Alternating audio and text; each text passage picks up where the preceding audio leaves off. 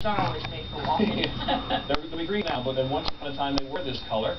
Shaq no longer with the Heat, but that's where the story of the NBA training camp is so far. We head down to the Panhandle and Josh Elliott. Really big shoe. Practice once again underway for the Miami Heat, as it's been all week long here at Hurlburt Field. Adderholt Gymnasium, the place.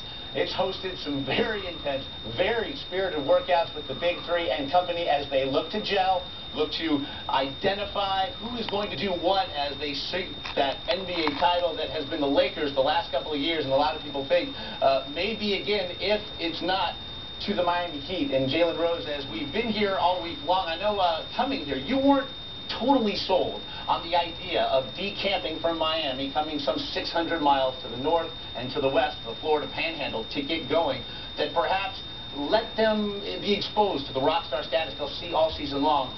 Well, one week in, what do you think of the decision? Well, I think it was a great decision. Not only does Pat Riley consistently pay attention and give tribute to the military before Heat games, but he gave his team an opportunity to be lifted, as you mentioned, away from the Miami scene totally, so they can now build chemistry on the basketball court, off the basketball court. So now when we see this team, they have set plays. They have a semblance of a lineup. They understand what direction they want to go with this team. Again, Heat coach Erik Spoelstra coming in saying, you know, the first week is going to be largely defense. They'll have scrimmages at night in their two-a-days, but really we're going to be implementing that which will, in their minds, win us a title. If you then have to take one thing away, one thing that jumped out at you as we watched the workouts we did, what is it?